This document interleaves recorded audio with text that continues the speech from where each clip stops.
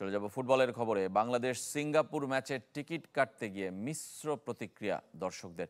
দুর্বল ওয়েব ব্যবস্থাপনায় বিড়ম্বনার শিকার হয়েছেন অনেকেই। তবে এখনও অবিক্রিত টিকিটের সংখ্যা অনেক, তাই হতাশ না হবার আহ্বান ফুটবল ফেডারেশনের।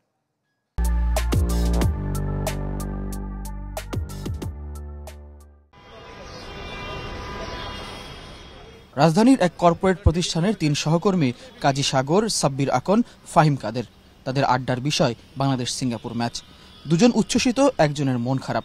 10 জুন ম্যাচের সাগর 2টি টিকিট পেয়েছেন, ফাহিম 5টি। তবে সাব্বির চেষ্টা করেও সফল হতে পারেননি। সার্ভার এত লোড ছিল, বারবার ইরোড দিচ্ছিল, যেটা হয় আর কি। সো আমি কিন্তু খুবই ফেড আপ আর কি। 3 ঘন্টা ট্রাই করার পর 11টার সময় আমি 2টা টিকিটই পারচেস করতে পারি। এর বেশি আর আমি এখন পর্যন্ত পারি নাই। আলহামদুলিল্লাহ, ফার্স্ট অফ অল যে 5টা টিকিট পেয়েছি, এটা আমার এখন মনে হচ্ছে যে একটা বিগ ডিল। দেশজুড়ে দর্শকের অভিজ্ঞতা অম্লমধুর। পাওয়া না পাওয়ার মাঝে ছিল বিড়ম্বনার চিত্র। দুর্বল ওয়েব ব্যবস্থাপনার জন্য সাইবার আক্রমণে বন্ধ ছিল টিকিট বিক্রি। আবার অনেকে কিনতে পেরেও ইমেইল, ফোন নম্বর বদলে যাওয়ার অভিযোগ করেছেন সামাজিক যোগাযোগ মাধ্যমে। অনলাইনে টিকিট ছাড়াই দর্শকের স্বস্তি আছে, তবে আরও ভালো অভিজ্ঞতা চান তারা।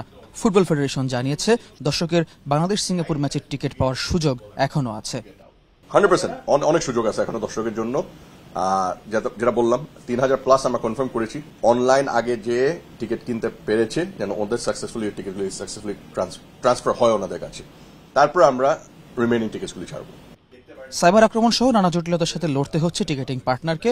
সবসময় মনিটর করছে ফুটবল ফেডারেশন। মেইন জিনিসটা ছিল, অনেকগুলি বট এসেছিল, বিভিন্ন জায়গা থেকে বট ক্রিয়েট করেছিল যে এক্সট্রা টিকিট কেনার জন্য।